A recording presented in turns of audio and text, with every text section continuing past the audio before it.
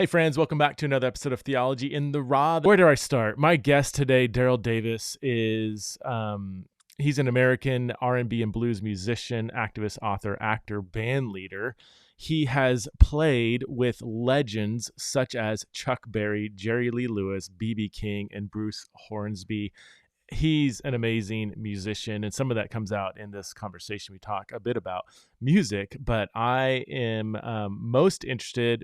Well, I'm interested in his amazing music ability. You can Google around and see him just tickle the ivory like none other. Incredible musician.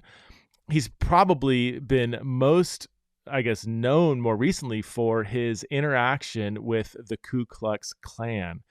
He has built many, many friendships with Klan members, and those friendships often lead the Klan member out of the Klan. And when they do, they give him their hoods and robes and memorabilia and flags and buttons and whatever else they have that represents their former Klan membership. He has a stash of over 50 or 60 different robes and hoods from Klan members who, through relationship with Daryl Davis, they ended up leaving the Klan. It's unbelievable. He's featured in the documentary Accidental Courtesy. As of this recording, it's available to rent for like 99 cents on Apple TV. I've seen it. It's unbelievable. And I'm so blown away at his ability as a black man to do this with the KKK. So I am so excited to talk to Daryl Davis. He is a master of the conversation, of getting to know people across some pretty horrendous divides. And if he can do what he does, I'm hopeful for the church to get over the deep-seated polarization that is breaking the church apart in America. So please welcome to the show, the one and only, the legendary Daryl Davis. Okay, I'm here with Daryl Davis, and I can't thank you enough for coming on the show. I've been a huge fan from afar, and you've been an inspiration in the work that I do. And I know we're a little limited on time, so why don't we just jump in? Tell us a little bit about who you are for those who might not know, and then I would love to hear that from that first encounter when you decided to befriend a member of the KKK, and that launched you on a interesting and very controversial journey. And man, let's start there. Who is Daryl Davis? Well, Daryl Davis is soon to be a 64-year-old man, next week. Congratulations. So anyway, I was the child of parents in the U.S. Foreign Service. So I grew up around the world as an American embassy brat, starting at the age of 3. In 1961, I was born in 1958, we began traveling around the world. And, you live in different countries for a couple of years, and you come back home here to the States, and you're here for a few months, maybe a year if you request it, and then back overseas again. So every couple of years, I was living in different countries. And, I did kindergarten, first grade, third grade, fifth grade, seventh grade overseas. I lived in Africa, I lived in Europe, I visited many countries on other continents. Today, I'm a professional musician. I got my degree in music from college. And once again, I'm traveling around the world, either performing or giving lectures. I've played in all 50 states. And I'm giving you this because what it says is that I've traveled a lot. I've been to 61 countries on 6 continents. I've performed in all 50 states. All that is to say that I've been exposed to a multitude of skin colors, ethnicities, cultures, religions, ideologies, etc. And a lot of that has, impacted me and influenced me into who I've become today. It does not make me, by any means, a better human being than anybody else. It just simply gives me a better perspective of humanity, if you will, to have been exposed to all these different people and all these different religions and ideologies, etc. What I have gleaned from that is this: no matter how far I've gone from our own country, whether it's right next door to Canada or to Mexico, or whether it's halfway around the globe, no matter, how different the people may be that I meet, who don't look like me, they don't speak my language, they don't, worship as I do. I've always concluded, Preston, that we all are human beings. Mm-hmm. And we all want these 5 core values in our lives. Everybody wants to be loved. Mm-hmm. Everybody wants to be respected. We all want to be heard. We all want to be treated fairly.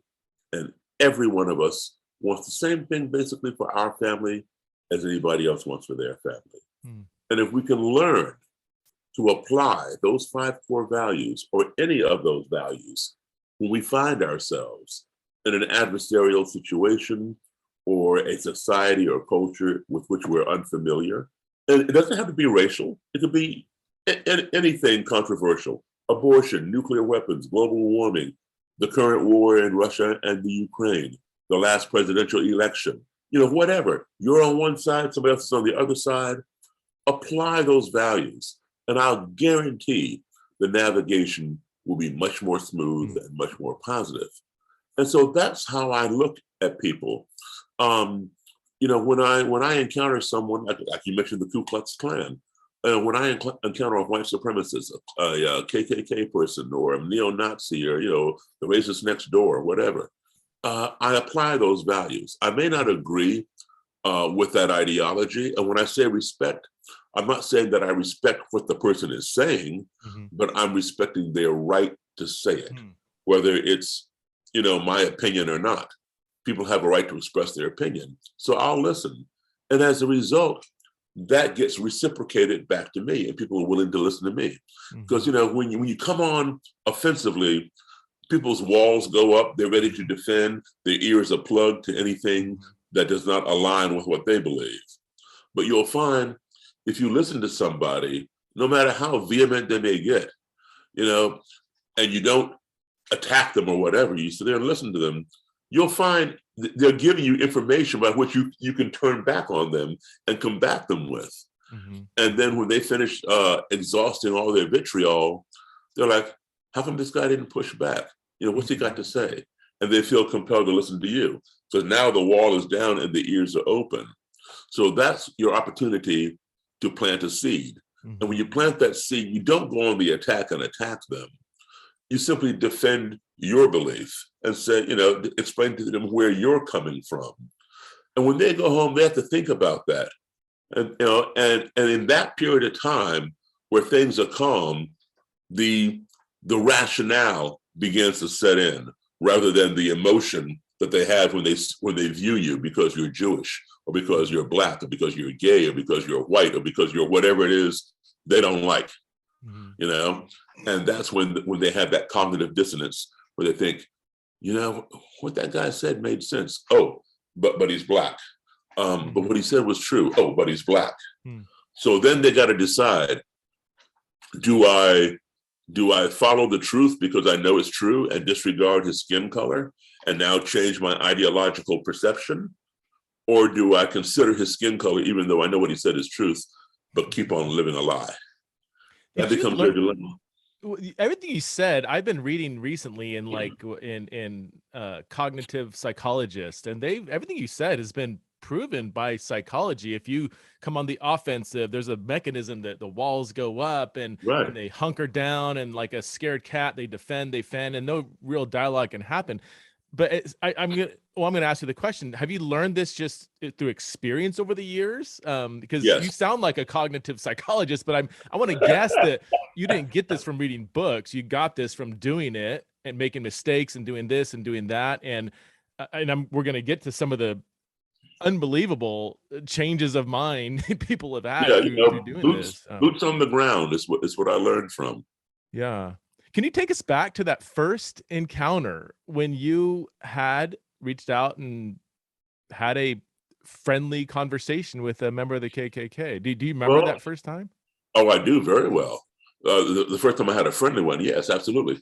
I was playing in a band, in an all-white band, a country band, and I was the only Black guy in the band, and usually the only Black guy where we would play. And we played a club in a town called Frederick, Maryland, about an hour and 20 minutes outside of Washington, D.C. And it was called the $Silver Lounge. And it was an all-white lounge. No signs, no, indications, no Blacks allowed, and, whites only, nothing like that. but it had that reputation.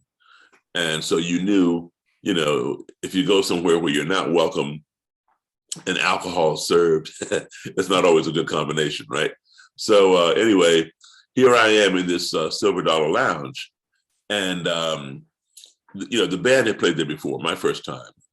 And on the break, a white gentleman came up to me and put his arm around my shoulder and hugged me. And he says, I've never seen a Black man play piano like Jerry Lee Lewis.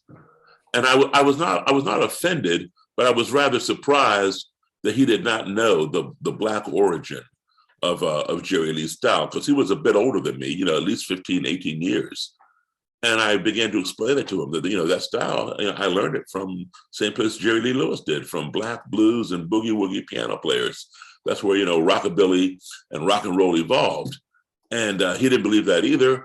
But I said, look, I know Jerry Lee Lewis. He's a friend of mine. I've known him for a long time. And he's told me himself, where his influences were. The guy didn't believe that either. But he was so fascinated that he wanted to buy me a drink and come back to his table. I went back to his table, had a cranberry juice, and he takes his glass and he clinks my glass and cheers me. And then he says, this is the first time I ever sat down and had a drink with a Black man. I'm thinking to myself, what on earth is this guy? Where's he been? And because, we all speak from our experiences, right? That's all we know. And my experience was I'd been all over the world. I had sat down at that point in time with thousands, I'm not kidding, thousands of white people or anybody else, and had a meal, a beverage, a conversation. How is it that this guy, who was at least a decade and a half, maybe 2 decades older than me, had never done that? So innocently, I said, why? Well, it turns out, he reveals he's a member of the Ku Klux Klan. And I started laughing at him because I didn't believe him. I thought he was pulling my leg because, I know a lot about the Klan. And that's not how they operate. They don't come up and hug a Black guy and praise their talent and want to buy him a drink and hang out. It doesn't work that way. So, this guy's, joking with me, and I'm laughing. He goes inside his pocket, pulls out his wallet and flips through and hands me his Klan membership card. And I'm like, whoa, this is for real. I stopped laughing because it was no longer funny. And I gave it back to him. And, we talked, we had a good conversation. He was very friendly. He was very fascinated with me. But I can tell you something. It was the music that brought us together. Because I know for a fact, because this would happen later on, if I had come into that bar, not as a musician, let's just say I came there to dance, I would have had to fight my way out. I would have had to fight my way out. Okay. But music is what brought these two opposites together. And he became a fan. He gave me his phone number, wanted me to call him whenever I was to play at the bar. He wanted to bring his friends, meaning Klansmen and Klanswomen, to see this Black guy play like Jerry Lee. And so, he'd come, I'd call him, he'd come, he'd bring Klansmen and Klanswomen. They'd come, not in robes and hoods, but in, regular clothes. And they'd watch me play and they'd dance to our music. Some of them I would meet, some of them did not want to meet me. Then when I'd head towards the table, they'd get up and move, which was, okay by me. But let me just give you a hypothetical with music, what it can do. Let's say that I'm off this Friday night. And so I don't, I'm not going to be the entertainer. Maybe I want to go out and be entertained. Maybe I want to dance instead of making music so everybody else can dance. So I go down to a local club and maybe there's a DJ, maybe there's a live band. Either way, there's music and I want to dance. So I go to the club and a song is playing that I like. I want to dance to it. Dance floor, but a bunch of people on there. What do? I look around to see if I see a single lady, who's unattached or whatever, that I can dance with. And I see some lady sitting at the bar. I don't know her, but she's tapping her hand on the bar in beat to the music. So obviously she likes that song. Now I don't know her, but I walk over and say, hey, would you like to dance? She's like, yeah. And so she pops off her bar stool. We walk onto the dance floor. Now, if it's a slow song, we're like this, turning around on the floor slowly. If it's a fast song, we're apart shaking or whatever. And I don't even know this person, but I'm dancing with her, right? And so when the song is over, I escort her back to the bar stool, say, hey, thanks for the dance. My name is Daryl. She says, my name is whatever. And I said, so, what do you do? And she says, I'm the vice president for marketing for Microsoft East Coast or something. Man, she's like making like $500,000 a year. And she says, so Daryl, what do you do? And I said, I'm a cashier at Burger King. I mean, something like that, right? What am I making? Like $9,000 a year or something? Where would two people at opposite ends of that spectrum come this close? Over Music, okay? What would make a Klansman get out of his seat and come catch up with me when I'm taking my break, walking off the stage, to tell me how much he enjoyed my playing and want to buy me a drink? Music, Wow. Music is it's a cliche, but it's so true. Music is the universal language. Everybody likes music, whether you're a white supremacist, black supremacist, whatever you are. Yeah. We all like music. And this is what we need to do. We need to look for commonalities, because if you talk to your worst enemy for 5 minutes, you're going to find something in common. So you start here at opposite ends. Your enemy's here. You talk for 5 minutes, and you find something in common. That gap begins to close. And let me turn that. Yeah, you're fine. I thought I had that on silent. I'll turn mine off. I forgot to turn mine off. So you find something in common. You keep on talking. The gap closes even more. Now you're in a relationship with that person. It may not be best friends, but it's a cordial relationship. From going from enemies to a cordial relationship. You keep on talking. You find more in common. The gap closes even more. And now you're friendly. You're in a friendship, even though you may not agree on certain things. You're in a friendship.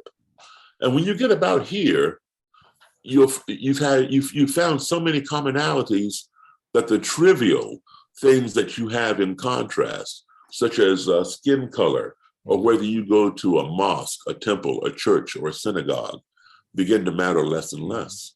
And then people begin wondering, why did I dislike that person? I mean, he wants the same thing I want. He listened to me, I listened to him, he treated me fairly. All these, values begin to come out. Yeah. And that's when they begin to shed that and begin to open their minds. Here's where we get most of our education, usually from 3 sources. We get both of our education from our parents, because we spend most of our formative years with our parents, of course, raising us. We get it in schools, because we're in schools 6, 7, 8 hours a day. And we get it from our religious institutions, our churches, our synagogues, our temples, our mosques, wherever. Because we view those leaders as knowledgeable, and they're passing on this information to us. If we're believers in gods or even in other deities, we have something that we go to. Or atheists, they get theirs from their atheism. But let's talk a little bit about responsibilities and religious institutions. Most religions, and I'll speak from Christianity because that's what I am, but I know it exists in Judaism and Mormonism and other religions. We have a form of Sunday school where when we're little kids, we go to Sunday school, usually down in the basement of whatever building it is, and our Sunday school teacher teaches us that we're all God's children. God made a rainbow of different colors, and He loves us all. It's a pretty rainbow, right? And that's what we believe, because we're little kids, and this adult lady or man is telling us this.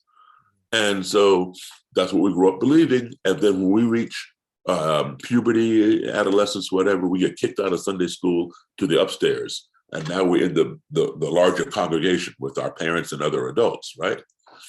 Here's the problem. The minister, the reverend, the priest, the rabbi, the whatever you want to call the clergy of your particular religion, they stopped teaching that Sunday school lesson. Not all of them, but a lot of them stopped teaching. They're no longer saying, hey, we're all a rainbow. We're all God's children. God loves us all. They stopped that. Because what would happen if some of them were to say, okay, all you Catholics, it's okay if you go out and marry a Jewish person, or all you Jews, you can go out and marry a Protestant, whatever. Or all you white people, it's okay if you marry Black people. Half the congregation would get up and walk out, or they would get that guy fired. One thing's for certain: they would not be putting their money in the collection plate when it comes around, right? Because you don't pay for what you don't want to hear.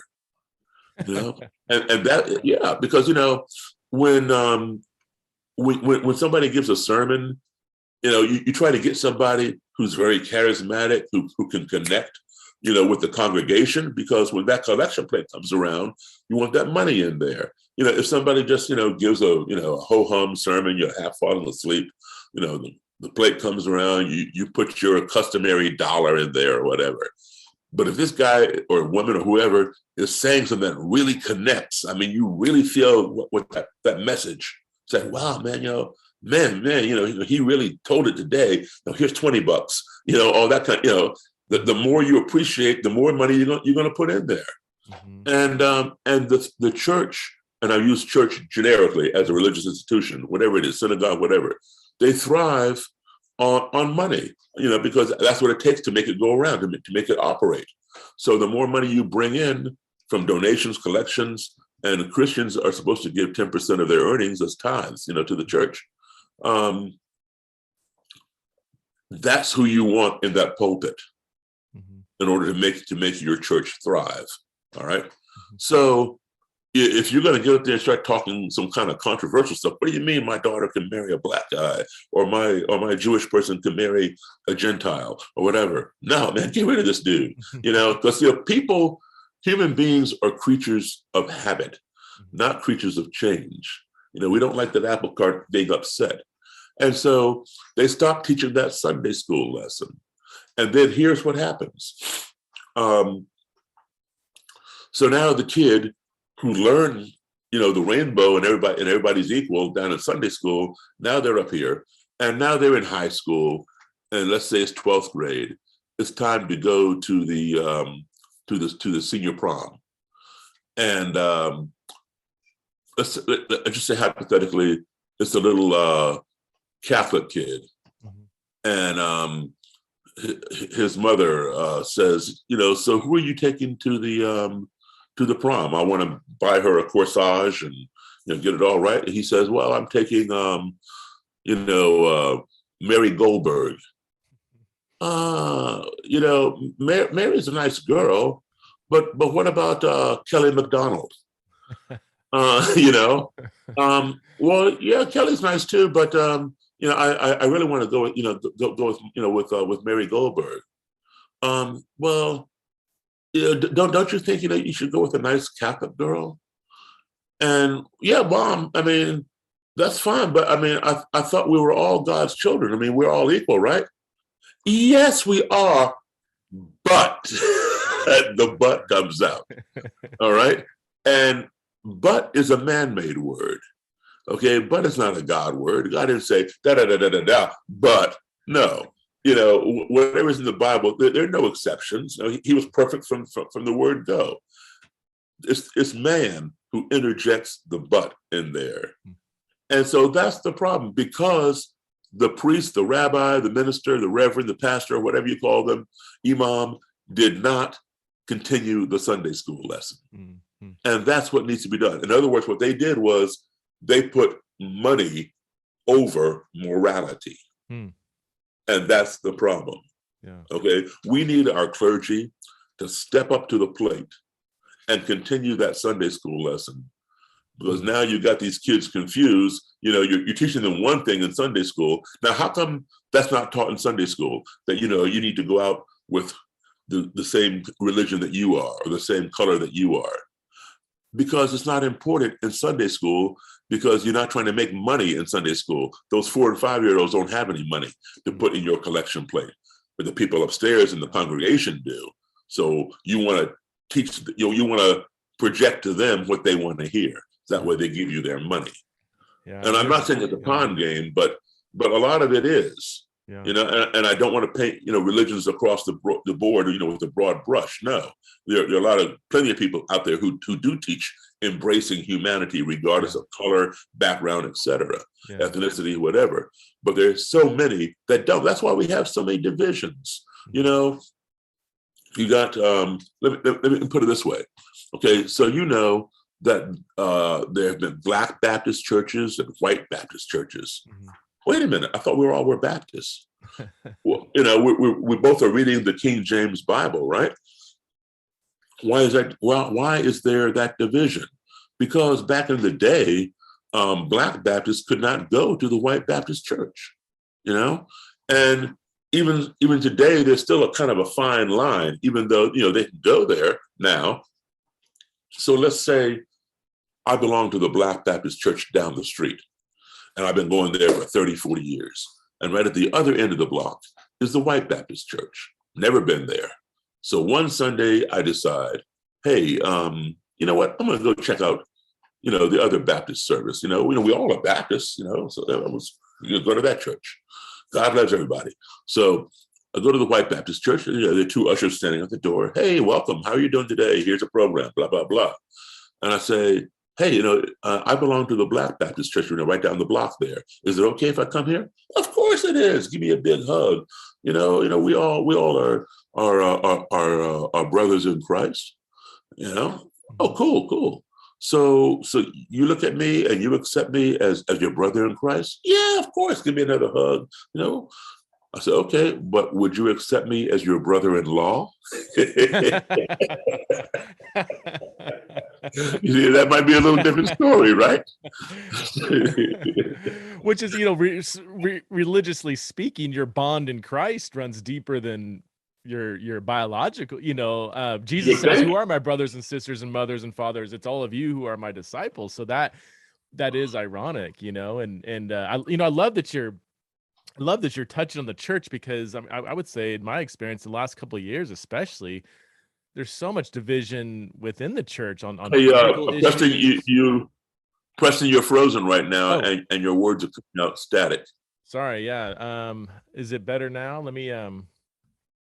The audio is better, but you're still frozen. Am I frozen to you? No, you're perfect. It's probably on my end. I think it's resolving itself. I just had a note that came up. I'll have my audio guy clean this up, but let me. Yeah. Okay. So I last couple of years that there's so much division within the church. Oftentimes over stuff that shouldn't. Like politics, or who voted for this person, or who's wearing masks, or who's not wearing, who's gotten vaccinated. Just stuff that's like, are we really dividing over these things? And this is why. One of the reasons why I got so turned on to your work, because I'm like, here, if a Black man can build relationships with several members of the Klan, and to the point to where they're giving you their robes, like how many uniforms, I don't know what you call them, but robes and hoods do you have in collection? I have probably between 57 and 65. That's unbelievable. But I've got tons of other stuff. I've got hundreds of items, flags, patches, caps, this is, I can't imagine a more polarized opposite to two people coming together on some level. Can you, we can't go through all 60, 70, 80, 100 stories, but are there a couple that stand out that even you were like, man, I don't see any change happening here? Yeah. Okay. So since we're talking on the topic of religion, and we can move off of that as well, but I'll give you an example of something that happened one time. I was talking with this Klansman, and he was what's known as a clud, a grand clud. Clud means chaplain in a Klan terminology. And so I was saying to him, and the Klan, as you know, claims to be a Christian organization. Yeah. That's why they use the cross. So I said, well, listen, why, if you're a Christian organization, why do you, burn the cross? And he says, well, there are two occasions upon which we set the cross aflame. And I knew that. One's a cross burning and one's a cross lighting. The cross burning is when they take a 5 or 10 foot cross, stick it in your yard, and set it on fire. that means it's a threat. It's a warning. We know who you are. We know what you are. Cease and desist, move out, or next time we come, we mean business. So it's a threat, intimidation. When they have a rally, they have like a 20 or 30-foot cross, that's wrapped in burlap, soaked in what they call Klan cologne, which is actually diesel fuel, kerosene. And they parade around it and set it on fire. And, and there's big light. That's called a cross lighting when it's done in a ceremonial kind of style at a rally. So I said, well, I know the difference. I said, but my question is, why are you setting the cross aflame? Why are you destroying this symbol of Jesus Christ? And he says, no, Daryl, you don't understand. We use fire for two reasons. One is a purifier. He says, did you ever get a splinter in your finger when you were a kid? I said, yeah. He goes, did your mother take a needle, stick it in the flame, and then dig it out? I said, yeah. He says, okay, well, she was purifying the tip of the needle by putting it into the fire. So we use fire symbolically to represent the purity of the white race. Whatever, okay. And what's your next reason? He says, well, because we are a Christian organization and we're lighting the way for Jesus Christ. I said, whoa. I said, hold on a second. I said, you must have a different Jesus Christ than I have. Oh, no, Daryl, there's only one Jesus Christ. I said, no, there are two. He says, no, there's one. I said, no, there are two. He goes, well, what, is your Jesus Christ black or something? I said, well, no, he's not black. I said, but he's not white either. I said, I have been to Damascus, Syria. I've been in that area. And that's allegedly where he appeared. I said, he appeared as one of those people. And the people that I saw over there were olive complected. And so if anything, he's olive complected, and I've been all around the world. And in any place that has Christianity, their pictures of Jesus Christ look like them. If you're in Ethiopia, Jesus Christ is a black person, if you're in the Middle East, he's olive complected. Over here, of course, he's a white guy with, brown hair and blue eyes, or blonde hair and blue eyes, however they want to depict them. So he appears as one of whoever. Anyway, he says, so you're saying it's olive complected? I said, yeah. And he says, well, what's your point? I said, my point is, you said that you set the cross on fire because you're lighting the way for Jesus Christ. He goes, that's right. He says, if you were a Christian, you would know Jesus Christ is coming back. I said, I do know that. But here's the difference. This is why there are two Jesus Christs. You have to light the way for your Jesus Christ. My Jesus Christ lights the way for me. Who are you to light the way for Jesus Christ? And then he got very, very quiet, and he paused, and then he changed the subject because he'd never heard that argument before. All he'd ever heard was, we light the cross because we're lighting the way for Jesus Christ. He's coming back, blah, blah, blah. And then, he didn't change his mind that day, but within a few months, he changed his mind on the whole Klan ideology because he realized he'd been brainwashed. Who is he to light the way for Jesus Christ? The Bible says Jesus Christ is the light, but he'd heard this so many times, he'd been inundated with it that it became his reality, and he'd never thought about it the other way. And now I opened up his mind. So again, he had that cognitive dissonance where, wow, what this guy said was, it made sense. But am I supposed to believe a black guy? That kind of thing. So in the documentary, one of the more intense scenes was when you sat down with some Black Lives Matter activists, right. Two young guys and then an older guy. And they felt like, you're a sellout. You're having these conversations. Right. That's great, but you're actually still empowering this terrorist organization, and you're no better than them. And then the older guy got angry, yelled, and then didn't give you. And you just sat there and I saw you listening. I can imagine your emotions. I was fired up. I was like, "Come on, let him talk," And you said, "Hey, you're just gonna leave and not let me talk." How do you respond? Because you get. I would imagine you get criticized probably from all kinds of people. But I've been called every name but my own. Yeah. How do you respond to that? Like when other fellow Black people think that what you're doing is actually not. The seed platforming these evil ideas or however they might frame it. Well, here's the thing.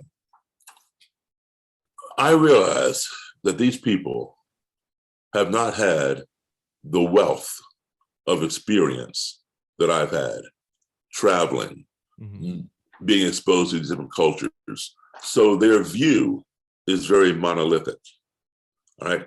All they know about white people is based upon how they've been treated by certain white people. And so that becomes their, one's perception is one's reality. So if you were bitten, let's say, I'll give my mother, for example. I was never allowed to have a dog when I was a kid.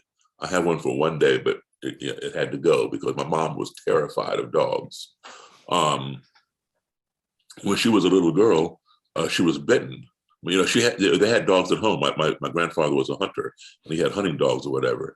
And when my mom was a little girl, one of these hunting dogs bit her, and she developed a phobia of all dogs.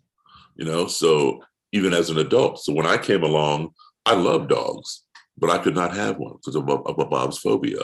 That's how much it affected her. And there are people who, maybe they like dogs, but as a kid, maybe they were bitten by a bulldog. So, they're like all other dogs, but they don't like bulldogs because of that one bulldog, whatever. So what these people have to understand, and it goes to white people too, or anybody, you can't paint an entire group of people with a broad brush. For example, back in the 1940s and 1950s, there were a lot of Black people in this country who moved to France because they were being treated as equals in France. Eartha Kitt, Josephine Baker, Memphis Slim, a lot of notable Black people even moved there. Some of them even gave up their American citizenship and took on a French citizenship because there was no discrimination. And those people over there were whiter than the people over here. There was no mixing and stuff like that. Because a lot of white people are mixed up, with Black people too.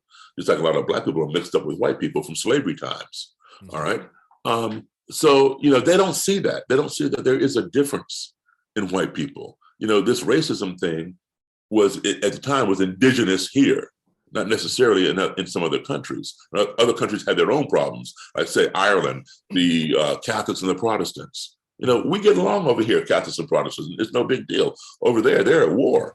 In Israel, it's the Jews and the Palestinians. In Lebanon, it's the Muslims and the Christians, And we don't understand that because we get along religiously over here, but we don't get along color-wise, that kind of thing. So when you don't have that exposure, your perception becomes your reality.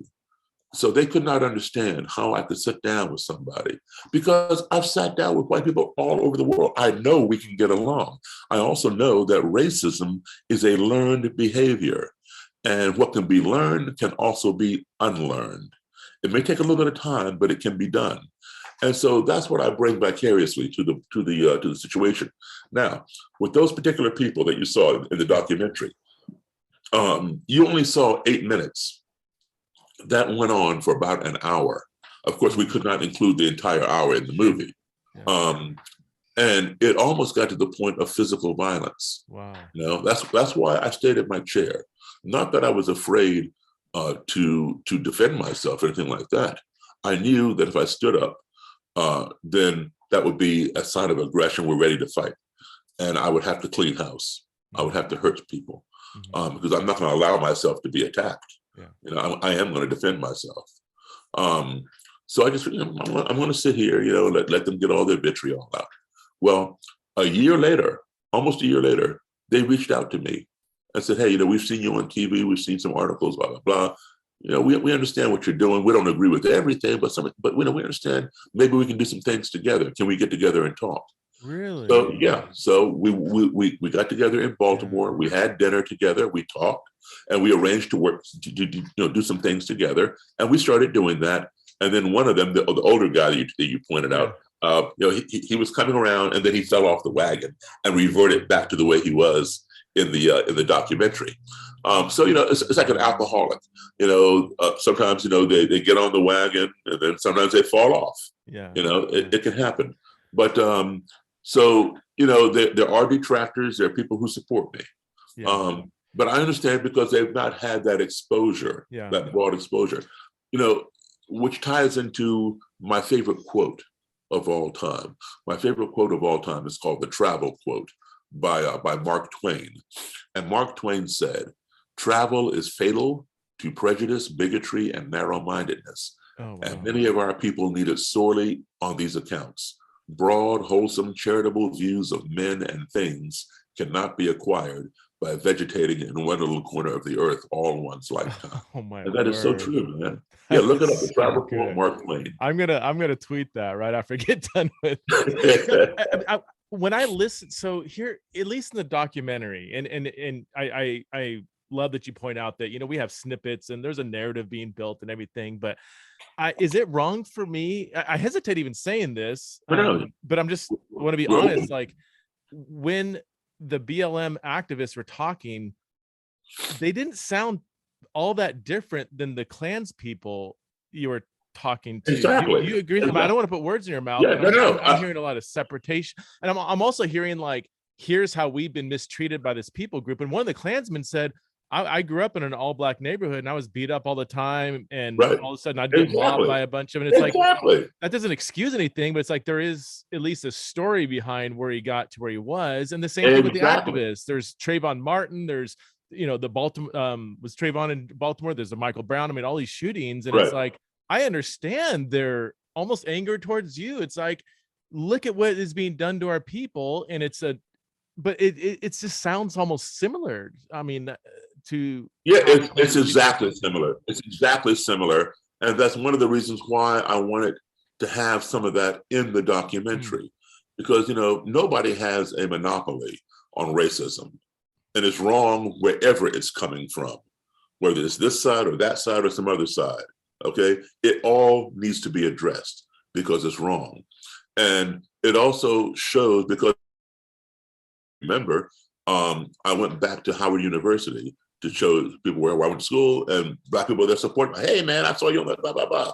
Hugging me. They got it. They got it.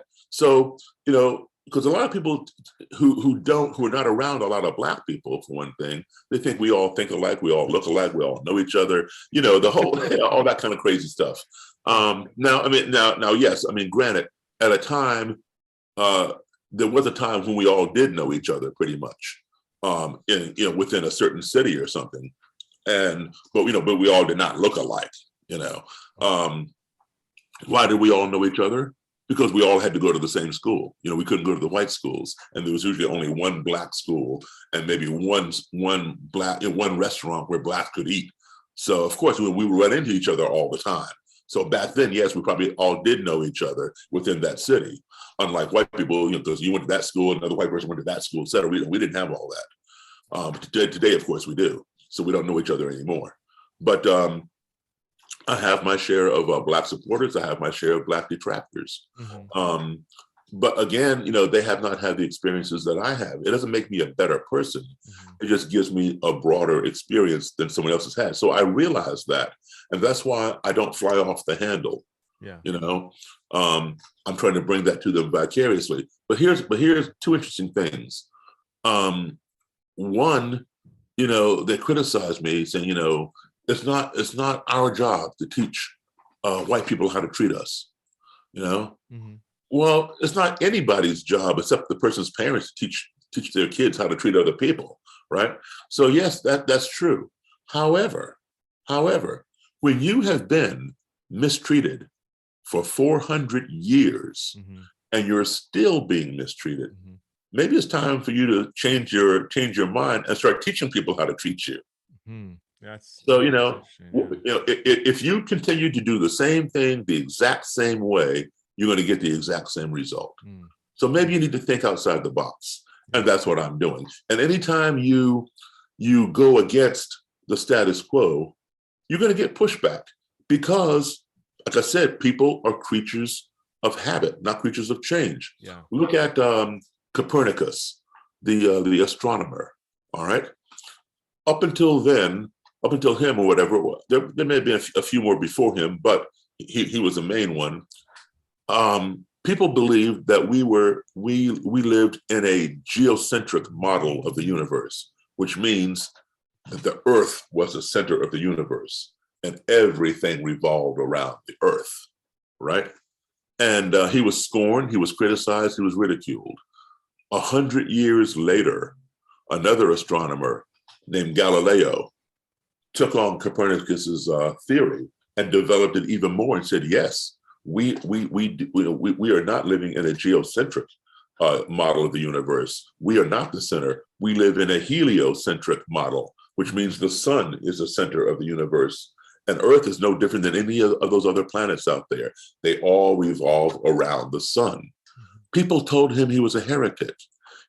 Galileo was arrested for committing heresy against the Catholic Church. Okay, he was arrested for saying stuff like that. Guess what? He was proven right. Okay, now another guy who I have no respect for, but he was right also in one regard. People told him if he were to sail over there to the horizon, he was going to fall off the edge of the earth because the earth was flat, right? And he said, no, the earth is round. And that was Christopher Columbus. And he proved it, all right? I don't have any respect for him because he was a murderer, a rapist, and a pillager. But well, that's what he was. The Klansmen didn't like him when you brought that up. You're just saying facts. And he was like, no, this is my hero. but you know why? Because see, he was opposed to MLK Day. All right. And look at it. Okay, so see, a lot of things, were left out of the movie because it's only about 94 minutes long. But think about this for a second. There's only one American man who has a holiday all to himself. And guess what? That man is a Black man, Martin Luther King. No other American man has a holiday all to himself. That's why it took so long for this country to approve MLK Day. They didn't want a Black man to have a holiday all to himself. Now, there used to be two American men who had a holiday, each one all to himself. Well, you're younger than I am, but maybe you might remember it. There used to be George Washington Day, and there used to be Abraham Lincoln Day. Two separate holidays, two white guys, Americans, who each had a holiday all to themselves. But the government figured we had too many holidays, so they took those 2 days, combined them into one day called President's Day. President's Day, yeah. Okay, yeah. Right. Okay, so now you got two guys on the same day, Washington and Lincoln, right? There's only one American man who has a holiday all to himself, and he's a Black guy named Columbus King. Columbus, or is that not? Columbus is not American. Columbus is not American. Okay. Yeah. Okay. But now see, check this out. Christopher Columbus. Okay. Now when we know that he was a rapist, a pillager, and a murderer. His whole crew, the Nino, the Pinto, and the Santa Maria, they did all this all across the seas and the ocean to come into this new land. But yet we honor this person every October. All right. Martin Luther King never raped anybody. He never pillaged any town. He never murdered anybody. But yet all he did was try to bring people together. And yet we resisted giving this man a holiday. Oh. Daryl, I want to respect your time. I have one more question I want to ask, but do you have to go? Or no, I can do it. And of course, we can consider this part one because we can definitely do a part two. I would be tickled pink, as my mom used to say. This is a little bit of a change. Well, not really. It's kind of related to everything you're saying, but this whole idea of platforming ideas you disagree with. And this is something on my podcast. I've got a range of guests, and for the most part, people listen to it because they like that. But I release a podcast every Monday and every Thursday. And so every Tuesday and every Friday, there's always a loud minority of, I can't believe you platformed that voice. I'm like, I just don't even, the podcast in my mindset is I'm having a conversation with a neighbor, hit and record. If you want to listen, great. If you don't want to listen, change your channel. This isn't a sermon. This is just, I want to have conversations with a diversity of interesting people. But some people like, no, you, there's lots of people listening and you're giving a platform to bad ideas. And I think that mindset is can be, I think it can be really dangerous personally, because all it does is foster this echo chamber. It goes against what you said, and or the Mark Twain quote is, we end up hunkering down and only surround ourselves with, safe people who have all the same Right. ideas, which I think is dangerous for society, let alone the church. But I don't know. I guess that's my running start. I can you speak to the whole idea of people concerned about platforming ideas they find to be dangerous? Because I've heard you talk about this, and I thought it was brilliant. Well, yeah, I'm on the board of advisors for a group called Minds, MINDS, Minds.com, and we've just recently come out with a paper called the Censorship Effect. That talks about, it gives all these facts about deplatforming people, and the effect, the negative effects, that it has. Just like you said, it creates an echo chamber where we simply surround ourselves with things that we agree with, and we find other people who agree with us and that supports us. Whether it's true or not true, it's one's perception. But somebody, I can't recall now who said it, but there's a quote, something to I'm going to paraphrase it. The mass promulgation of a lie does not make it any more the truth than the mass disbelief of the truth makes it a lie. Right? Yeah, so, if 50 million people believe something that's not true, it doesn't make it a lie, right, any more so than if 50 million people, believe what somebody purports to be true, doesn't make that a lie either, or vice versa. It's important that we hear other opinions, because otherwise we're always going to be behind the 8 ball. Look at this country, for example. We are just now, when I say just now, within the last couple of decades here, so looking at holistic treatments for cancer, for other maladies. For example, just in the last, maybe 20, 25 years, insurance companies have begun to cover acupuncture. Before now we're not going to cover that. Stick a needle in somebody's foot and it fixes a pain in their neck. We're not going to cover that. It's ridiculous. Well, that's Western culture thinking. Acupuncture has been used in the East, in China, for 2,000 years. Would it still be used 2,000 years later if it wasn't working? Now all of a sudden we're covering it in insurance. Interesting. So I mean, let's try to catch up. A lot of people are leaving this country to get treatments for certain things in France or in Mexico, because they're not approved over here, or they're not being funded over here. We need to have a 360 look at things, and that's how we advance. I've said before in many lectures, and I'll say it here. I have a problem with saying we are the greatest country in the world. Not because I don't love my country, not because I'm not patriotic, but my problem is this, that maybe we are the greatest technologically because we Americans built the technology to put somebody on the moon.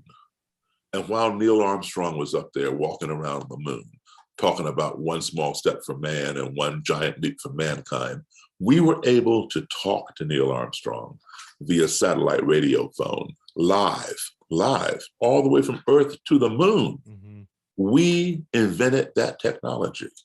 You, me, everybody out here listening to your podcast, everybody has email, everybody has a cell phone. You type a few words, type a few numbers, hit send.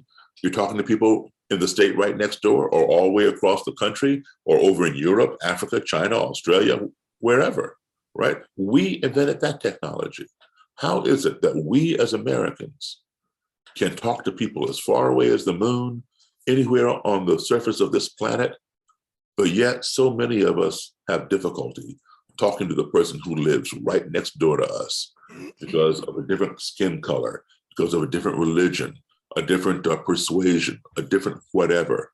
It seems to me that before we can call ourselves the greatest, maybe our ideology needs to catch up to our technology.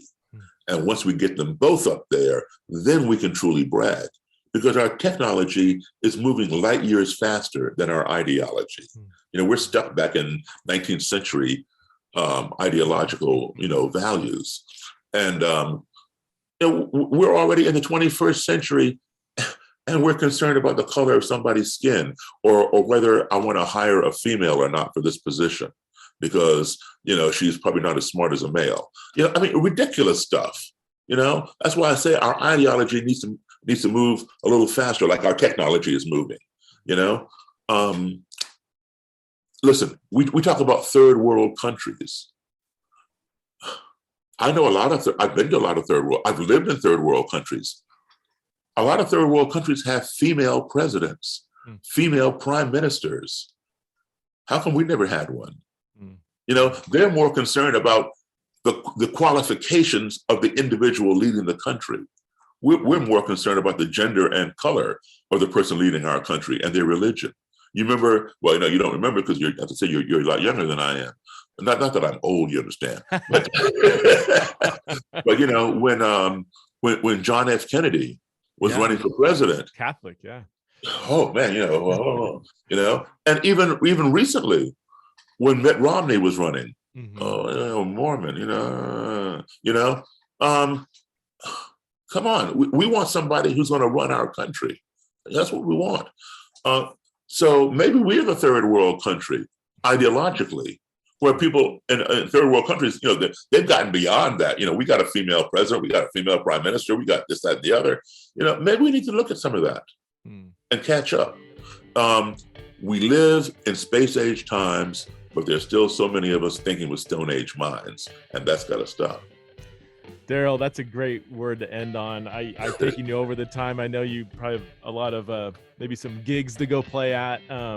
Thank you so much for what you do, and I would love to have another conversation. If Absolutely, just let me know and we'll set it up. Absolutely. Awesome. Thank you. All right. Thank you. Take care. On you, brother. Likewise. Thank you. Take care.